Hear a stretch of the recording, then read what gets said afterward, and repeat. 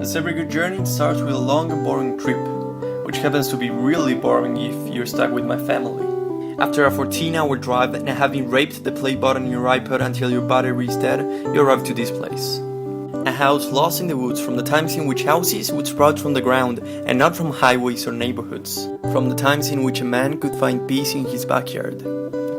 A place where bells are just hanging around as if saying, "Fuck doorbells, we rock." A place where you can hear trees talk among themselves and make you wonder, what do trees talk about?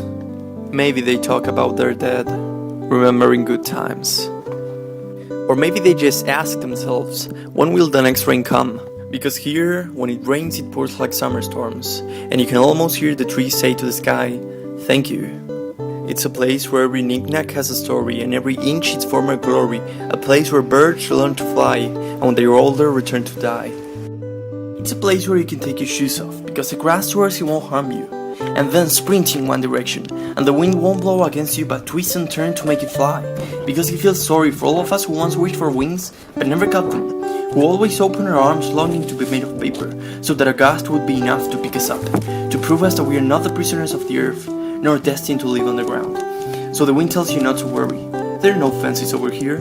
There are no brick walls to hold you down, so run like the devil was chasing you, boy, but he'll never catch you because you're chasing something yourself. And even if you happen to hit a wall, the wind says, it's gonna be a beautiful one. And it's not even one of those trespassers will be shot, survivors will be shot again walls. If you're patient enough, you can cross through it, and go further, and further, and further. It's a place where every twilight looks like the setting of your favorite fantasy story, and the moon shines so much because she doesn't want you to be scared of the dark.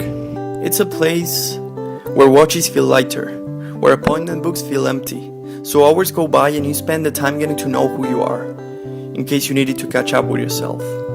It's that place where you go when the land gives out and the old field pines encroach. It is where you go when you get a letter saying flee, all is discovered. It is where you go when you look at the blade in your hand and see the blood on it. Or maybe it's just where you go to spend your old age.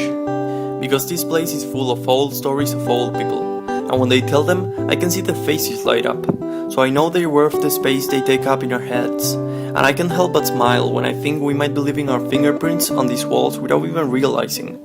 But I guess that's how memories are made here, and everywhere else. This is a place where every crack whispers your name, because they have seen you grow and learn to pronounce it while you slept.